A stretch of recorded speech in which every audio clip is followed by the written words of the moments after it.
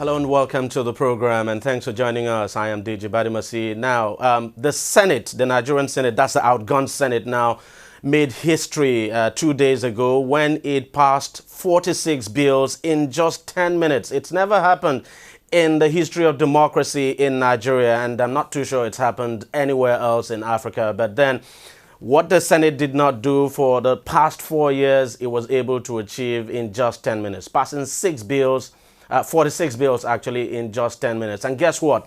These bills are very important. A good example is the bill on rape that prescribes life imprisonment for anyone who is found guilty of raping underage girls. And there's also another very critical bill that was passed by the Senate, and that's the one that gives a right now to Nigerians in the diaspora to vote. Before now, anyway, we still know that these bills still must get the assent of the president. But what we do know is that in the 2015 general election, Nigerians who live abroad did not vote because the Constitution does not allow them to do so. But with what the Senate did 2-3 days ago, it appears Nigerians in the diaspora, Nigerians who live abroad, would very soon begin to vote in general elections in this country. And that's something very significant because it has never happened. And that the Senate could do that, well, we must give them credit, even though that Senate is now gone and we're waiting for the 9th National Assembly to be inaugurated. Joining me now to discuss that very important bill and some other issues is a broadcaster and actually the founder of Ben TV in London, and also a former chairman of Nigerians in the diaspora. That's NIDO, Alistair Shoyede. He is also, you're also the initiator of the Nigerians in Diaspora Leadership Forum. Very good. Thank you very much for joining us on the program. Let me start by asking you just how significant the decision by the Senate to pass that bill. You are based in the diaspora, you live abroad. How significant is that bill for you and for the large community of Nigerians who live abroad? Well, thank you very much. For us in the diaspora, it's something that they have been fighting for. We have been fighting for more than a decade. The Nigerians in Diaspora Organization is a forum put together by the Nigerian government to sensitize and bring all the Nigerians, professional, highly skilled, together in order to participate towards the national development of the country. You will remember or recollect that many African countries actually do allow their diasporan community to vote in elections to do with the country. That's absolutely right. So for the Nigerians in diaspora, coming across this bill being passed, for now is a bill being passed to set up the commission that represent the Nigerians in the diaspora organizations all around the world, different platforms, different organizations coming together. And that commission basically will have a chairman, will have a board, and they will serve for 4-year term, renewable at the end of that term for 2 times only. But the beauty about it is something that has been on the platform, on the table, under the office of the Abike Dabiri, being the chairman of the Diaspora Committee in the National Assembly. And she has been fighting with the Nigerians in the diaspora to create that platform. And now with that creation, or the passing of the bill by the Senate, basically has opened another door, leading to having the Nigerians in diaspora having the strength and the right to vote in the subsequent elections. So it's a pleasure and it's a great thing of joy to Nigerians in the diaspora. I mean, for you, just how you did not vote in the last election, historic election for that matter. It must have felt very painful for you as an individual living abroad and could not vote. Well, definitely so, yes, because when you look at it, that there are more than 50 million Nigerians outside the country. And of course, it's not all the 50 million really want to vote, and it's not all of them really want to be associated with a name called Nigeria. But for those who are willing, and those who have been fighting, and those who have shown the interest and the passion to be identified as Nigerians, that right has been denied. Even though so many government past administration has promised to make sure that even before 2015, that will happen. But now that joy has been transferred to a completely new government who has now come up with the ethos of change. So we do hope that change now will become positive on behalf of Nigerian in diaspora. And before the 2019 election, after the passing and the president has signed this bill to become authentic, official, that now we can see the implementation of having the Nigerians You don't think there's going to be a problem with the implementation? Getting Nigerians all over the world, Nigerians are scattered all over the world, getting them together and getting them to vote. This is a country where, even elections here, when Nigerians vote here at home, the elections are usually very controversial. People challenge results and all of that. Some people would say that this could be another potential ground for more crisis when it comes to voting, especially when the opposition, when maybe a party alleges that, the diaspora voting has been rigged and all of that. That it's really going to be a bit difficult for Nigeria now to implement this. Well, the implementation to me, really and sincerely speaking, is the easiest part of it. Because even now, as you rightly said, in our national election, there are a lot of people who are complaining about it. So, but if you haven't tried, you haven't tested it, there's no way that you will know if it failed the bill. A new president, he has tried so many times. If you have taken the mantle of saying, well, I'm not going to try again, then he will not have been the president. So technically for us, we are willing, we want to participate. We have our embassies all around the world. Those embassies can become the polling booth for those who are able to get there to vote. Sometimes, actually, when they cast their vote abroad, they may get the result here even before national results have been collated because of the difficulties in terms of transportation. And again, we bring in international observers to come home in Nigeria to watch us cast our vote. It then becomes easier for them to monitor how this vote has been cast in the different countries around the world. Implementation for me really is the easiest part because we are willing. And right now, again, in election in Nigeria, you agree with me that it is getting better. There's no doubt about it. What happened in 2011 is not the same thing that happened in 2015. You're quite right. What do you think is driving that enthusiasm for diaspora voting? Because, in the past, people just didn't show any interest at all in the electoral process in this country. But it appears people are beginning to get very much involved. We saw an active diaspora community in the last election, even though they did not vote, but contributing and taking part in the process. What exactly is the enthusiasm driving all of that? Passion that we absolutely believe that we have a lot of things to contribute in nation building. We are highly skilled. We have top professionals in almost every industry in our host countries. And we want to transfer the same skills, the same knowledge, good governance, best practice into Nigeria as our dear nation. So the passion that we want to participate, we want to help, is the driving force. And at the end of the day, being the giant of Africa, the #1 economy on the African continent, you have to agree with us that there are smaller African countries that allow their diasporan community to vote. How much more? You've been the largest. You've been the biggest. You having the #1 economy. Almost every industry, almost every country of the world has a Nigerian. And we are not able to vote. When we do say we are going to vote, and apart from that, our leaders have said, actually, we do need the Nigerians in diaspora to vote. Some of us have come home. Some come back home to register. And then during the election, they fly in to cast their vote. But the fact is, other people are doing it abroad. Nigeria, the giant of Africa, need to do better than smaller African countries. Let's talk about Buhari now. I mean, he's probably less than 2 weeks in office, but how do you think he'd be able to deal with this huge burden of expectation on him? Because a lot of Nigerians would, expect things to begin to change immediately.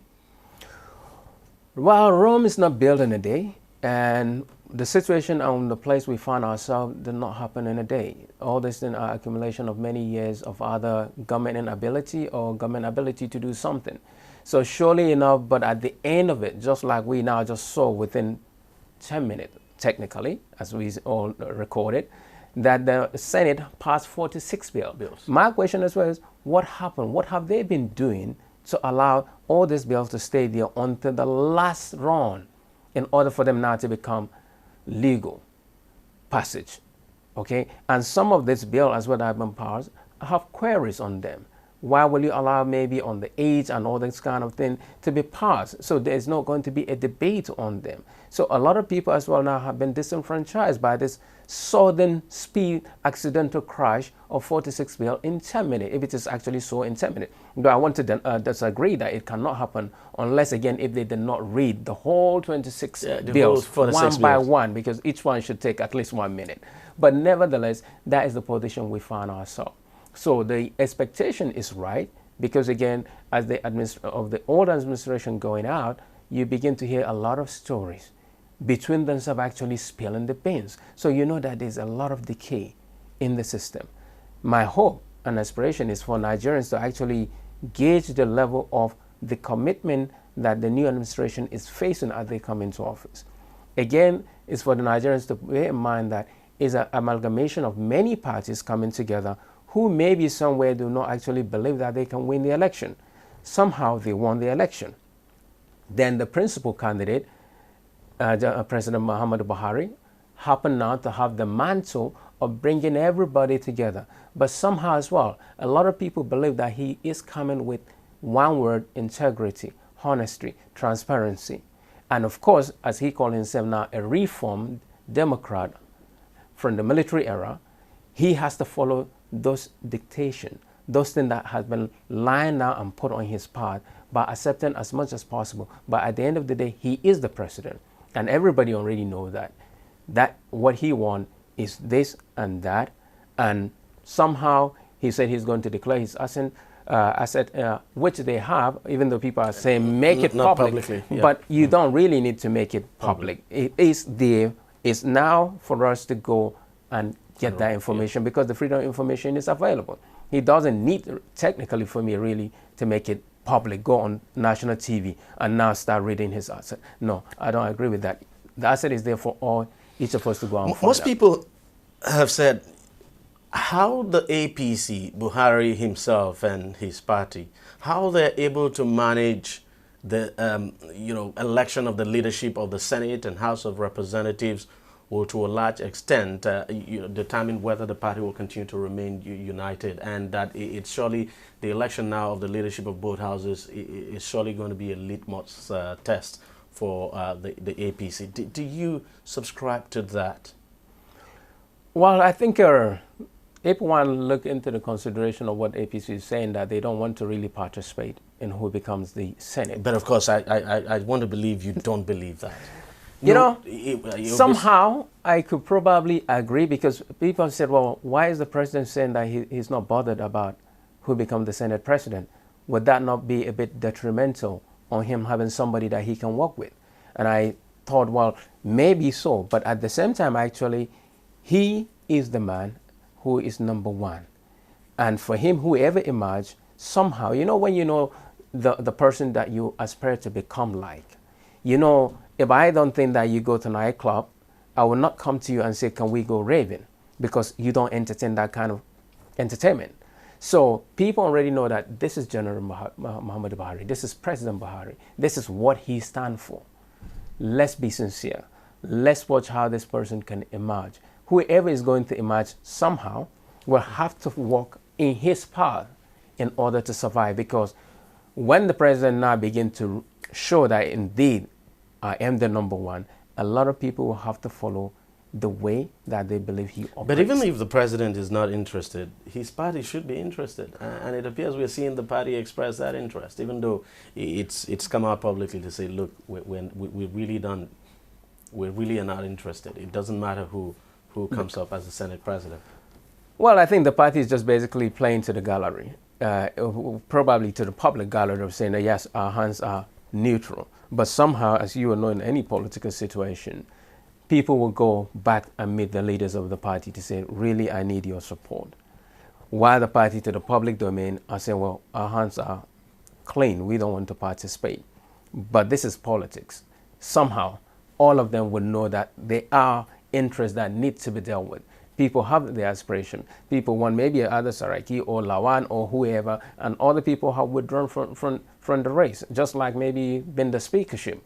But again, if really one has to go by the method of Nigeria, based on either regional or the given portion to each segment of the country, by saying, okay, well, the president is from the north, the Senate president, will he be from the north as well, or north central? Then you have the issue of, is it Muslim? Is it north or southern? Is it from the north or from the south? Or is it Muslim or is it Christian? So if this didn't really have to come into picture, then yes, there is a problem. But if they don't consider that at all, then I guess may the best candidate wins to become the Senate president or the Speaker of the House. Just before I let you go, do you really believe that Buhari will perform, given the enormous challenges the country is currently battling? That, after 4 years, we'll be able to beat our chest and say, yes, we took the right decision by voting for change? Somehow, actually, I think he has already performed. Why do I say so? Because Nigerians already knew that something's changing somewhere. Nigerians knew that you can vote people out of power. And those that have been voted out now know that suddenly whatever it is that you think you have has totally disappeared. So for us, in our mindset, it has given us enormous strength. It has empowered the electorate to know that you can decide, you can dictate, you can remove, you can kick them out. True. And likewise, those who were there know that, hey, this power is not forever. You can immediately lose it, and when you lost it, that is the end of the story. We have heard right now some senators, members of the House, governors driving out without the convoy, without the aids. So things have changed. Nigerians are wiser. The electorates are cleverer. Now again, people know that the social media, the media platform is a very powerful tool. And at the end of the day, for me, Nigeria is better, stronger. Even the world now recognizes that things can happen, not based on their expectation, but on the expectation that Nigerians actually want a peaceful, united country.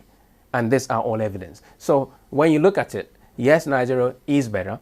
The advert of President Muhammadu Buhari, surely enough, hopefully, he will be able to deliver based on the promises and based on the expectation of Nigerians. And even contractors from the private sector, everybody know that somehow you probably have read that people are in the office at the right time. People are going back to office, making sure that they're there before their bosses arrive. So things have changed, but the onus now is to make sure that it continues and things can get better for the benefit of Nigerian people. But you would be disappointed if at the end of the day, it doesn't live up to expectation.